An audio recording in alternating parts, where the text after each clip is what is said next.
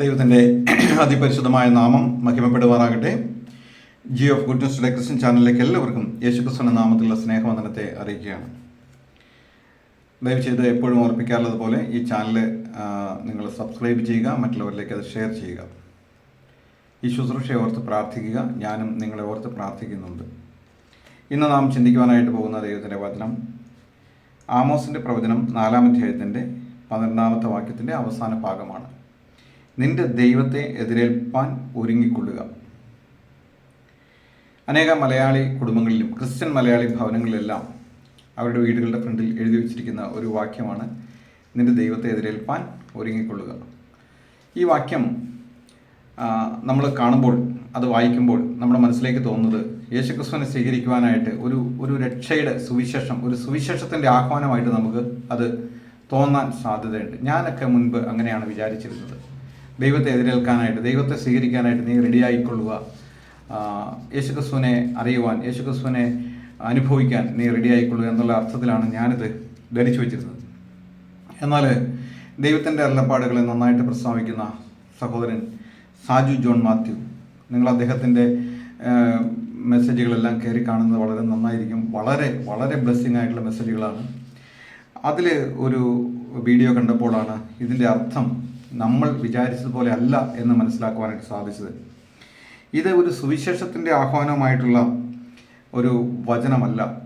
ഇത് ശരിക്കും ഒരു ന്യായവിധിയുടെ വചനമാണ് എന്ന് തിരുവെഴുത്ത് ശരിയായ നിലയിൽ പഠിക്കുമ്പോൾ നമുക്ക് മനസ്സിലാക്കുവാനായിട്ട് സാധിക്കും. അതായത് ചില കുഞ്ഞുങ്ങളൊക്കെ തെറ്റ് ചെയ്ത് കഴിയുമ്പോൾ അവരുടെ അമ്മ അപ്പനോട് വിളിച്ച് പറയും, ഇങ്ങനെ മകനിങ്ങനെ ചില മോശമായ ചില കാര്യങ്ങളെല്ലാം കാണിച്ചിട്ടാണ് വന്നിരിക്കുന്നത് എന്ന് പറയുമ്പോൾ അപ്പൻ ഒന്നുമില്ല ഫോണിലൂടെ അല്ലെങ്കിൽ പറമ്പിലാണെങ്കിൽ പറമ്പിൽ നിന്ന് വിളിച്ചു പറയുന്നൊരു വാക്കുണ്ട്, ശരി നീ അവിടെ റെഡി ആയിട്ട് നിന്നോ, ഞാനങ്ങ് വരുന്നുണ്ട്, നീ ഒരുങ്ങിക്കോ, ഞാനങ്ങ് വരുന്നുണ്ട് എന്ന് പറയുന്നത് പോലെയാണ് ദൈവം ഇവിടെ ഇസ്രായേൽ ജനത്തോട് പറയുന്നത്. നീ ഒരുങ്ങി നിന്നോ, ഞാൻ വരുന്നുണ്ട്, നീ ന്യായവിധിക്കായിട്ട് നീ ഒരുങ്ങിയിരുന്നോളാൻ ദൈവം പറയുന്നതായിട്ടുള്ള ഒരു വാക്യമാണ് ഈ വചനം. എല്ലാ തിരുവെഴുത്തും ദൈവശാസ്ത്രീയമാണ്. എല്ലാ തിരുവെഴുത്തുകളുടെയും അർത്ഥം നമുക്ക് പൊരുൾ തിരിഞ്ഞു കിട്ടണമെങ്കിൽ അനുഗ്രഹീതരായ ദേവദാസന്മാരുടെ ആവശ്യം നമുക്ക് ഉണ്ട്. ചിലതെല്ലാം പരിശുദ്ധാത്മാവ് നമുക്ക് വ്യക്തിപരമായിട്ട് വെളിപ്പെടുത്തി തരും.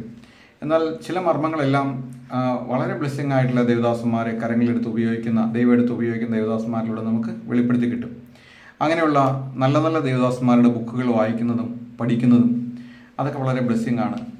A.W. ടോസർ, ഡേവിഡ് വിൽക്കേഴ്സൺ, അതുപോലെ തന്നെ ഈ സാജു ജോൺ മാത്യു, ഇവരുടെ എല്ലാം ബുക്കുകൾ നമുക്ക് വളരെ വളരെ ബ്ലെസ്സിങ് ആയിട്ടുള്ള ദൈവത്തിൻ്റെ വെളിപ്പാടുകളെ നമുക്ക് അതിനകത്ത് മനസ്സിലാക്കുവാനായിട്ട് സാധിക്കും. ഇവിടെ ദൈവത്തെ എതിരേൽക്കുവാനായിട്ട് ഒരുങ്ങിക്കൊള്ളുക എന്ന് ഇസ്രായേൽ ജനത്തോട് പറയുകയാണ്. ഇതിൻ്റെ 4-ാം അധ്യായത്തിൻ്റെ 4-ാമത്തെ വാക്യം വായിക്കുമ്പോൾ ദൈവം അവിടെ പറയുന്ന ഒരു സ്റ്റേറ്റ്മെൻ്റ് ഉണ്ട്. ബഥേലിൽ ചെന്ന് അതിക്രമം ചെയ്യുവിൻ, ഗിൽഗാലിൽ ചെന്ന് അതിക്രമം വർദ്ധിപ്പിക്കുവിൻ. രാവിലെ തോറും നിങ്ങളുടെ ഹനനയാഗങ്ങളെയും 3-ാം നാൾ തോറും നിങ്ങളുടെ ദശാംശങ്ങളെയും കൊണ്ട് ചെല്ലുവിൻ. പുളിച്ചു മാവുകൊണ്ടുള്ള സ്തോത്രയാഗം അർപ്പിക്കുവിൻ.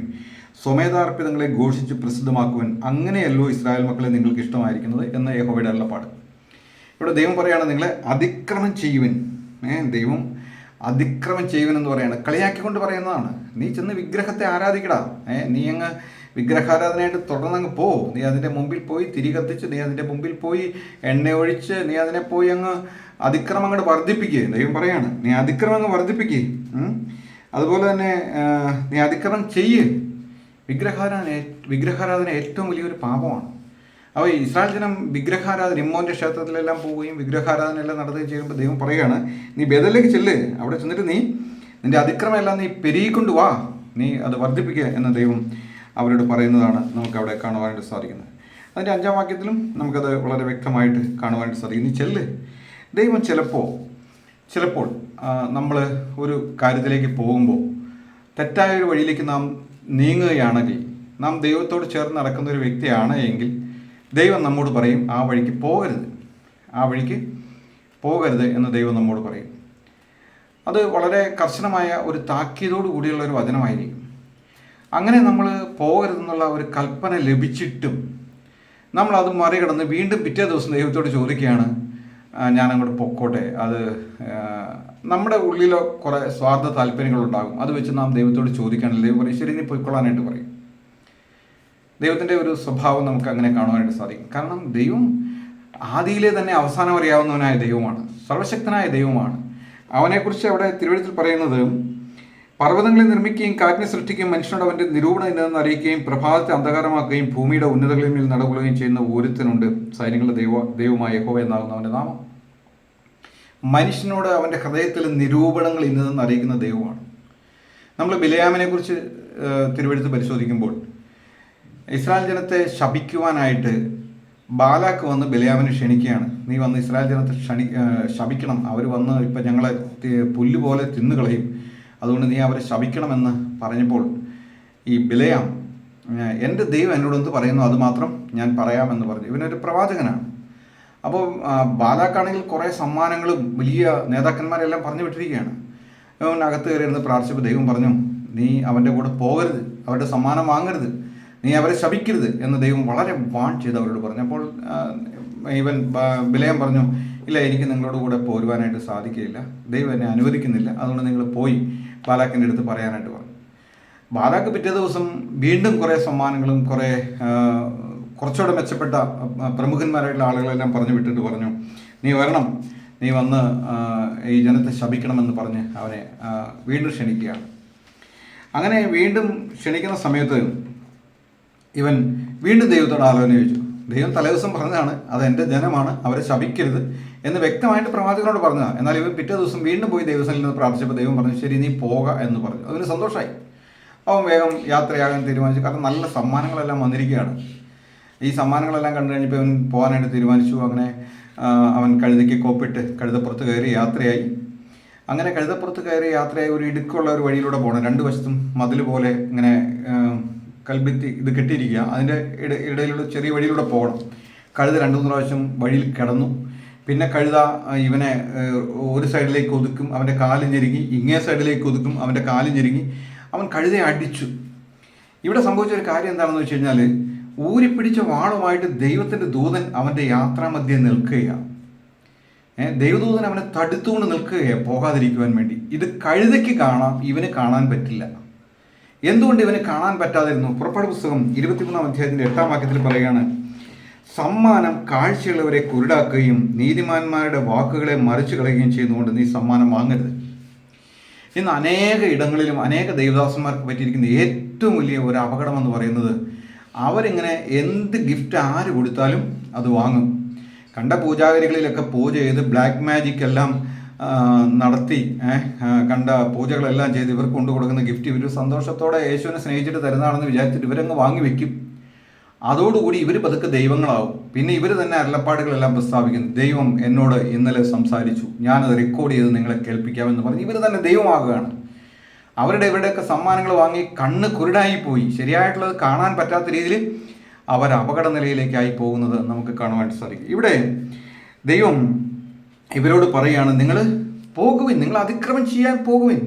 ഈ ബിലയാമിനോട് പറഞ്ഞതുപോലെയാണ് ദൈവം ഇസ്രായേൽ ജനത്തോട് പറയുന്നത്, നിങ്ങൾ ബേഥേലിലേക്ക് ചെന്ന് വിഗ്രഹത്തെ ആരാധിക്കുവിൻ, നിങ്ങൾ അതിക്രമം ചെയ്യുക, അതിക്രമം വർദ്ധിപ്പിക്കും. നിങ്ങൾ ദൈവത്തെ വിട്ട് വിഗ്രഹങ്ങളിലേക്ക് തിരിയുന്ന ഓരോരുത്തരുടെ ദൈവം എപ്പോഴും പറയുന്നത് അങ്ങനെയാണ്. സത്യവചനത്തെ നിങ്ങളോട് പ്രസംഗിച്ചു, നിങ്ങളെ കേൾപ്പിച്ചു, പല വഴികളിൽ നിങ്ങൾക്ക് പറഞ്ഞു, എന്നിട്ട് നിങ്ങൾ ഇത് ദൈവമാണെന്നും പറഞ്ഞുകൊണ്ട് അതിൻ്റെ മുമ്പിൽ പോയി വണങ്ങുന്നു, കുമ്പിടുന്നു, നമസ്കരിക്കുന്നു, മെഴുകുതിരി കത്തിക്കുന്നു, അങ്ങനെയുള്ള കാര്യങ്ങളെല്ലാം ചെയ്യുമ്പോൾ ദൈവം പറയാണ്, നീ ചെയ്യ്, വലിയൊരു ന്യായവിധി വരുന്നുണ്ട് എന്ന് ദൈവം അറിയിക്കുകയാണ്. ഇവിടെ ആമോസ് പ്രവാചകനോട് ദൈവം വിഗ്രഹാരാധനയിലേക്ക് പോകാനായിട്ട് പറയുമ്പോൾ പറഞ്ഞതിന് ശേഷം ദൈവം വീണ്ടും അവരോട് പറയുകയാണ്, ഞാൻ എന്തെല്ലാം കഷ്ടങ്ങൾ നിങ്ങളുടെ ജീവിതത്തിൽ വരുത്തി, എന്തെല്ലാം ദുരിതങ്ങൾ നിങ്ങളുടെ ജീവിതത്തിൽ വരുത്തി, എന്തെല്ലാം ആപത്തുകൾ നിങ്ങളുടെ ജീവിതത്തിൽ വരുത്തി, എന്നിട്ടും നിങ്ങൾ എങ്കിലേക്ക് തിരിഞ്ഞില്ല എന്ന് പ്രവാചകനിലൂടെ ദൈവം അവരോട് സംസാരിക്കുന്നത് നമുക്ക് കേൾക്കുവാൻ സാധിക്കും. നമുക്കതിൻ്റെ 4-ാം അധ്യായത്തിൻ്റെ 6 മുതലുള്ള വാക്യങ്ങൾ വായിക്കുമ്പോൾ, നിങ്ങളുടെ എല്ലാ പട്ടണങ്ങളിലും ഞാൻ പല്ലിൻ്റെ വെടിപ്പും എല്ലായിടങ്ങളിലും അപ്പത്തിൻ്റെ കുറവും വരുത്തിയിട്ട് നിങ്ങൾ എങ്കിലേക്ക് തിരിഞ്ഞില്ല എന്ന് യഹോവയുടെ അരുളപ്പാട്. ദൈവം കഷ്ടത വരുത്തുന്നത് ദൈവത്തിലേക്ക് നാം പൂർണ്ണമായിട്ടും ആശ്രയിക്കാൻ വേണ്ടിയിട്ടാണ്. നമ്മുടെ എല്ലാ ആശ്രയവും, നമ്മുടെ എല്ലാ പിടിപാടുകളും വിട്ട് ദൈവത്തിലേക്ക് പൂർണ്ണമായിട്ട് തിരിയാൻ വേണ്ടിയിട്ടാണ് കഷ്ടതയിലേക്ക് ദൈവം നമ്മളെ നടത്തുന്നത്. മുടിയനായ പുത്രൻ അവൻ ചെന്ന് ഒരു നേരത്തെ ഭക്ഷണത്തിന് വേണ്ടി യാചിക്കേണ്ട സ്ഥിതിയിലേക്ക് വന്നു. പന്നിനെ നോക്കാൻ പോലും പോയി. ചില ദാരിദ്ര്യത്തിലൂടെ, ചില കഷ്ടങ്ങളിലൂടെ ദൈവജനത്തെ ദൈവം കടത്തിവിടുന്നതിൻ്റെ ഉദ്ദേശം അവൻ ദൈവത്തെങ്കിലേക്ക് പൂർണ്ണമായിട്ടും തിരികെ വരുവാൻ വേണ്ടിയിട്ടാണ്. അവൻ്റെ ബുദ്ധിയും അവൻ്റെ ശക്തിയും അവൻ്റെ കഴിവെല്ലാം മാറ്റിവെച്ച് അവൻ തകർന്ന് ദൈവത്തെങ്കിലേക്ക് തിരിയുവാൻ വേണ്ടിയിട്ടാണ്. അപ്പോൾ ദൈവം അവനെ കടാക്ഷിക്കും, ദൈവം അവന് ഉത്തരമരുളും. ഇവിടെ പറയുകയാണ്, നിങ്ങളുടെ എല്ലാ പട്ടണങ്ങളിൽ ഞാൻ നിങ്ങൾക്ക് പല്ലിന് വെടിപ്പും എല്ലായിടങ്ങളിലും അപ്പത്തിൻ്റെ കുറവും വരുത്തിയിട്ട് നിങ്ങൾ എങ്കിലേക്ക് തിരിഞ്ഞില്ല. ഞാൻ വലിയ ക്ഷാമം നിങ്ങളുടെ ഇടയിൽ വരുത്തി, നിങ്ങളുടെ എല്ലാ പട്ടണത്തെയും ഞാൻ ക്ഷാമം വരുത്തുമാറാക്കി, എന്നിട്ടും നിങ്ങൾ എങ്കിലേക്ക് തിരിഞ്ഞില്ല.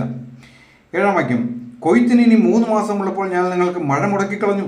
ഞാൻ ഒരു പട്ടണത്തിൽ മഴ പെയ്യുകയും മറ്റേ പട്ടണത്തിൽ മഴ പെയ്യിക്കാതിരിക്കുകയും ചെയ്തു. ഒരു കണ്ടത്തിൽ മഴ പെയ്യാത്ത മറ്റേ കണ്ടം വരണ്ടുപോയി. 2-3 പട്ടണം വെള്ളം കുടിക്കുവാൻ ഒരു പട്ടണത്തിലേക്ക് ഉഴന്നു ചെന്നു. ദാഹം തീർന്നില്ല താനും, എന്നിട്ട് നിങ്ങൾ എങ്കിലേക്ക് തിരിഞ്ഞില്ല. ആദ്യം ദൈവം ഭക്ഷണത്തിന് ക്ഷാമം വരുത്തി. രണ്ടാമത് വെള്ളം ഇല്ലാതിരുന്ന് ജീവിക്കാൻ പറ്റുള്ളൂ, വെള്ളത്തിന് ക്ഷാമം വരുത്തി. ഓരോ യുദ്ധങ്ങൾ ഉണ്ടാകുമ്പോൾ ഓരോ സ്ഥലത്ത് ഇങ്ങനെയുള്ള ക്ഷാമങ്ങളെല്ലാം വരുന്നതിൻ്റെ പിന്നിൽ ദൈവത്തിന് ചില ഉദ്ദേശങ്ങളുണ്ട്. അപ്പോൾ ഇങ്ങനെ ക്ഷാമം വരുത്തിയിട്ട് നിങ്ങൾ എങ്കിലേക്ക് തിരിഞ്ഞില്ല. ഭക്ഷണത്തിന് ക്ഷാമം വരുത്തി, വെള്ളത്തിന് ക്ഷാമം വരുത്തി, നിങ്ങൾ എങ്കിലേക്ക് തിരിഞ്ഞില്ല എന്ന് യഹോവയുടെ അരുളപ്പാട്. പിന്നീട് പറയാണ്, ഞാൻ നിങ്ങളെ വെൺകതിർ കൊണ്ടും വിഷമഞ്ഞുകൊണ്ടും ശിക്ഷിച്ചു. നിങ്ങളുടെ തോട്ടങ്ങളെയും മുന്തിരിപ്പറമ്പുകളെയും അത്തിവൃക്ഷങ്ങളെയും ഒലിവ് മരങ്ങളെയും പലപ്പോഴും തുള്ളൻ തിന്നുകളഞ്ഞു, എന്നിട്ടും നിങ്ങൾ എങ്കിലേക്ക് തിരിഞ്ഞില്ല. ചില രോഗങ്ങൾ, ചില നാം ചെയ്യുന്ന കൃഷിയിടങ്ങളിൽ ചില രോഗങ്ങൾ, കാറ്റുവീഴ്ചകൾ, പൂപ്പൽ രോഗങ്ങൾ, ഇതെല്ലാം ഞാൻ വരുത്തി. വെൺകതിർ കൊണ്ടും വിഷമഞ്ഞുകൊണ്ട് ശിക്ഷിച്ചു. നിങ്ങളുടെ തോട്ടങ്ങളെയും മുന്തിരിപ്പറമ്പുകളെയും അത്തിവൃക്ഷങ്ങളെയും ഒലിവ് മരങ്ങളെയും പലപ്പോഴും തുള്ളൻ തിന്നുകളഞ്ഞു, എന്നിട്ടും നിങ്ങൾ എങ്കിലേക്ക് തിരിഞ്ഞില്ല. അപ്പോൾ വെള്ളം, ഭക്ഷണം, അതുപോലെ തന്നെ കൃഷിനാശം, ഇതെല്ലാം സംഭവിച്ചിട്ടും നിങ്ങൾ എങ്കിലേക്ക് തിരിഞ്ഞില്ല. മിസ്രൈമിൽ എന്നപോലെ ഞാൻ മഹാമാരി നിങ്ങളുടെ ഇടയിൽ അയച്ച് നിങ്ങളുടെ യൗവനക്കാരെ വാൾ കൊണ്ട് കൊന്നു. നിങ്ങളുടെ കുതിരകളെ പിടിച്ചുകൊണ്ടുപോയി. നിങ്ങളുടെ പാളയങ്ങളുടെ നാറ്റം ഞാൻ നിങ്ങളുടെ മൂക്കിൽ കയറുമാറാക്കി, എന്നിട്ടും നിങ്ങൾ എങ്കിലേക്ക് തിരിഞ്ഞില്ല. യുദ്ധങ്ങളെ വരുത്തി, പല രീതിയിലും യൗവനക്കാരെ മരിച്ചു പോകേണ്ടതായിട്ട് വന്നു, എന്നിട്ട് നിങ്ങൾ എങ്കിലേക്ക് തിരിഞ്ഞില്ല എന്നെ യഹോവയുടെ അരുളപ്പാട്. ദൈവം സോദോമിനെയും ഗൊമോറയെയും ഉന്മൂലനാശം ചെയ്തതുപോലെ ഞാൻ നിങ്ങളുടെ ഇടയിൽ ഒരു ഉന്മൂലനാശം വരുത്തി. നിങ്ങൾ കത്തുന്ന തീയിൽ നിന്ന് വലിച്ചെടുക്കപ്പെട്ട ഒരു കൊള്ളി പോലെയായിരുന്നു. സോദോം ഗൊമോറ പട്ടണത്തെ ദൈവം തീയും ഗന്ധകവുമായി നശിപ്പിച്ചു കളഞ്ഞു. അതിനകത്ത് ഒരു മനുഷ്യൻ താമസിക്കാൻ പറ്റാത്ത രീതിയിൽ അന്ന് വലിയ ന്യായവിധി ദൈവം അയച്ചു. സോദോം ഗൊമോറ പട്ടണത്തെ ഉന്മൂലനാശമാക്കി കളഞ്ഞു. അതിനകത്ത് ലോത്തിനെയാണ് ദൈവം അവിടെ നിന്ന് രക്ഷിച്ച് പിടിവിച്ചു കൊണ്ടുപോയത്, ലോത്തിനെയും 2 മക്കളെയും. അപ്പോൾ ദൈവം വലിയ ന്യായവിധി വരുത്തി. സോദോം ഗൊമോറ പട്ടണം പോലെ ഞാൻ ഉന്മൂലനാശം വരുത്തി. നിങ്ങൾ കത്തുന്ന തീയിൽ നിന്ന് വലിച്ചെടുക്കപ്പെട്ട ഒരു കൊള്ളി പോലെയായിരുന്നു, എന്നിട്ടും നിങ്ങൾ എങ്കിലേക്ക് തിരിഞ്ഞില്ല. ഇത്രയും ക്ഷാമങ്ങളെല്ലാം ഞാൻ നിങ്ങളുടെ ഇടയിൽ വരുത്തിയിട്ട് നിങ്ങൾ എങ്കിലേക്ക് തിരിഞ്ഞില്ലെന്ന് യഹോവയുടെ അരുളപ്പാട്. അതുകൊണ്ട് ഇസ്രായേലേ, ഞാൻ ഇങ്ങനെ നിന്നോട് ചെയ്യും. ഇസ്രായേലേ, ഞാൻ ഇത് നിന്നോട് ചെയ്യുവാൻ പോകുന്നതുകൊണ്ട് നിന്റെ ദൈവത്തെ എതിരേൽക്കുവാൻ ഒരുങ്ങിക്കൊള്ളുക. അതുകൊണ്ട് ഇസ്രായേലേ, ഇത്രയൊക്കെ നാശവും ഇത്രയൊക്കെ കഷ്ടവും ഇത്രയൊക്കെ ഞെരുക്കവും ഞാൻ നിന്റെ അടുത്ത് വരുത്തിയിട്ടും നീ എങ്കിലേക്ക് തിരിഞ്ഞില്ല. അതുകൊണ്ട് ഇനി ഞാൻ വിടുവിപ്പാൻ ആരുമില്ലാതെ വണ്ണം നിന്നെ കീറിക്കളയുവാൻ തക്കവണ്ണം കഴിവുള്ള ഒരു ദൈവം. അവൻ പറയാണ്, ഇനി നീ എങ്കിലേക്ക് തിരിയുക, നീ ഒരുങ്ങിക്കോ, ഞാൻ അങ്ങ് വരുന്നുണ്ട്, നീ റെഡിയായിട്ടിരുന്നോ, ഞാൻ വരുന്നുണ്ട് എന്ന് ദൈവം പറയുകയാണ്. നീ എന്നെ എതിരേൽക്കുവാനായിട്ട് ഇസ്രായേലെ, ഞാനിത് നിന്നോട് ചെയ്യുവാൻ പോകുന്നുണ്ട്, നിന്റെ ദൈവത്തെ എതിരേൽക്കുവാൻ ഒരുങ്ങിക്കൊള്ളുക. പർവ്വതങ്ങളെ നിർമ്മിക്കുകയും കാറ്റിനെ സൃഷ്ടിക്കുകയും മനുഷ്യനോട് അവൻ്റെ നിരൂപണനെ അറിയിക്കുകയും പ്രഭാവത്തെ അന്ധകാരമാക്കുകയും ഭൂമിയുടെ ഉന്നതകളിന്മേൽ നടകൊള്ളുകയും ചെയ്യുന്ന ഒരുത്തനുണ്ട്, സൈന്യങ്ങളുടെ യഹോവ എന്നാകുന്നു അവൻ്റെ നാമം. എന്നെ കേൾക്കുന്ന പ്രിയ സഹോദര, പ്രിയ സഹോദരി, നിന്റെ ദൈവത്തെ എതിരേൽക്കുക എന്ന് പറഞ്ഞു കഴിഞ്ഞാൽ ദൈവം ഒരു ന്യായവിധിക്കായിട്ട് ഇറങ്ങി പുറപ്പെട്ടിരിക്കുന്നു എന്നാണ് അതിൻ്റെ അർത്ഥം. ആ ന്യായവിധിയിൽ അകപ്പെടാതെ നാം വിഗ്രഹങ്ങളെ വിട്ട് മറ്റുള്ള മനുഷ്യരിലുള്ള ആശ്രയങ്ങൾ വിട്ട് പൂർണ്ണ ഹൃദയത്തോടെ നമ്മുടെ എല്ലാ കാര്യങ്ങൾക്കും വേണ്ടി ദൈവത്തിൽ ആശ്രയിക്കുവാൻ തക്കവണ്ണം ദൈവം ഈ വചനങ്ങളാൽ നമ്മെ ഓരോരുത്തരെയും സഹായിക്കട്ടെ. കർത്താവ് നമ്മുടെ ജീവിതത്തിൽ അനുവദിക്കുന്ന കഷ്ടതകളൊന്നും നമ്മെ നശിപ്പിച്ച് കളയുവാനായിട്ടുള്ളതല്ല. സമ്മാനം വാങ്ങി നമ്മുടെ കണ്ണ് കുരുടാക്കരുത്. മറ്റുള്ളവരുടെ സമ്മാനങ്ങൾ നമ്മൾ വാങ്ങുമ്പോൾ ഒന്ന് സൂക്ഷിക്കണം. അവർ കണ്ട പൂജയും മന്ത്രവാദവും ആഭിചാരവും ബില്ലുശൂന്യവും സേവനങ്ങളും എല്ലാം ചെയ്ത് ബ്ലാക്ക് മാജിക് എല്ലാം ചെയ്ത് നമുക്ക് കൊണ്ടുതരുന്ന വസ്തുക്കളെ നമ്മളൊന്ന് പരിശോധിച്ചിട്ട് വേണം അത് കഴിക്കുവാൻ അല്ലെങ്കിൽ വാങ്ങുവാനെല്ലാം. അല്ലെങ്കിൽ വലിയ വലിയ അപകടം നമ്മുടെ മുൻപിലുണ്ട്. നാം സൂക്ഷിക്കേണ്ടിയിരിക്കുന്നു, നാം ജാഗ്രതയുള്ളവരായിരിക്കേണ്ടിയിരിക്കുന്നു. ദൈവം പറയാണ്, നീ ഒരുങ്ങിയിരുന്നു കൊള്ളുക, ഞാൻ നിന്നെ എതിരേൽക്കുവാനായിട്ട് വരുന്നുണ്ട്. അതുകൊണ്ട് ഈ തലമുറയിൽ ദൈവത്തിൻ്റെ ഒരു വിശ്വസ്ത ദാസനും ദാസിയുമായിട്ട് ജീവിക്കുവാൻ, ദൈവവചനത്തിനനുസരിച്ച് ജീവിക്കുവാൻ ദൈവകരങ്ങളിൽ നമുക്ക് നമ്മെ തന്നെ സമർപ്പിക്കാം.